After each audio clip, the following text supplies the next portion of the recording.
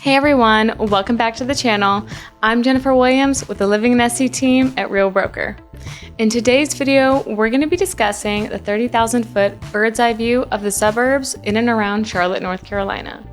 Before we get into that, if you've been considering a move to the Charlotte area, we'd love for you to connect with us at info@livinginsc.com or shoot us a text at the number listed below. I'd love to be your resource for all things Charlotte. We're going to be digging into these much more in depth in their own videos, but today we're just going to be digging into the North and South Carolina suburbs in and around Charlotte at a high level. Starting off with the Fort Mill, TKK, Rock Hill cluster. These are the main South Carolina suburbs of Charlotte.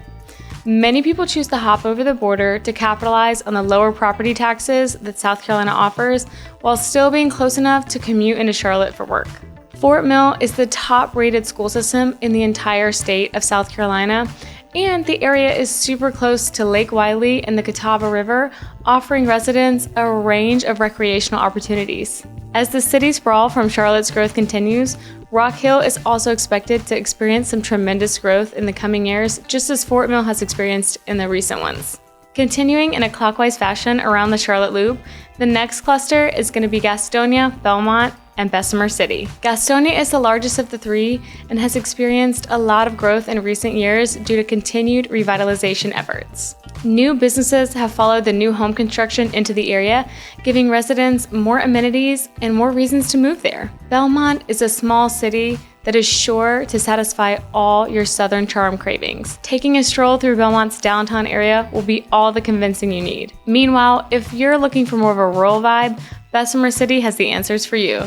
Getting a little bit more privacy and acreage out there is totally doable. Continuing north, you'll find Huntersville, Cornelius, Denver, Davidson, and Mooresville, all situated around the popular Lake Norman area. Huntersville and Cornelius have more of a suburban vibe and offer many parks, greenways, and other family-friendly spaces. During recent years, Denver and Mooresville have also experienced a lot of growth due to Charlotte continuing to expand. Mooresville itself is home to several NASCAR teams and their shops, as well as houses many of the team's members. The people I've spoken to in these areas really love living there, but one thing I will add from personal experience, if you're looking to commute down into Charlotte for work on a daily basis, getting in and out of those areas during rush hour traffic can be brutal. Even with the toll lanes being added on I-77, during peak hours, your commute can easily more than double. And lastly for this cluster is the smaller city of Davidson. It's on the east side of the lake area and it's famous for its Davidson College, a highly rated private liberal arts university, often touted as a hidden Ivy League college.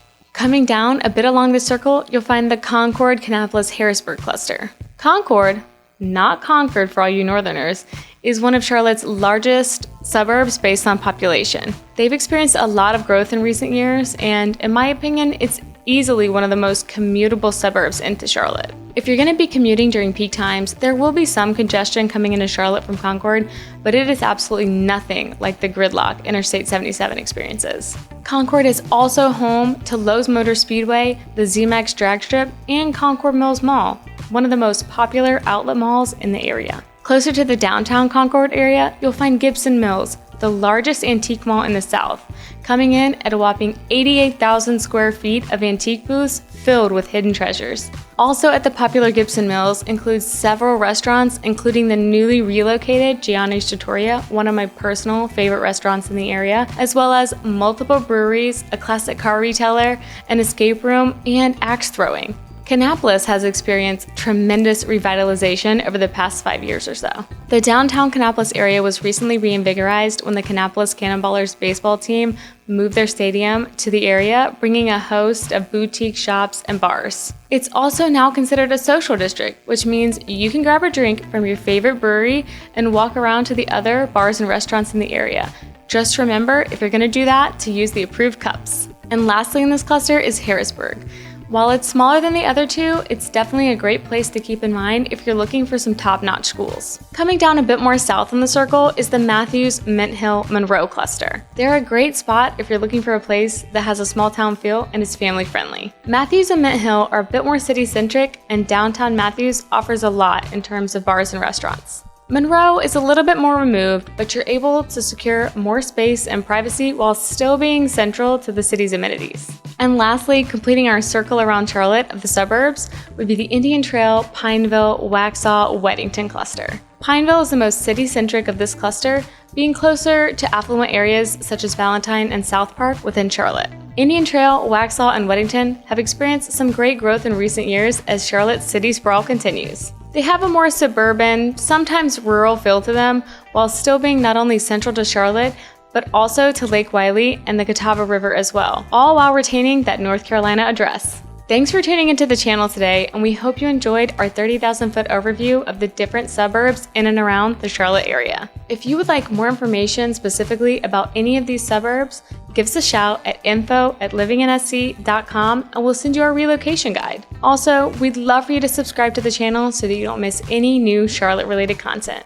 We'll see you next time.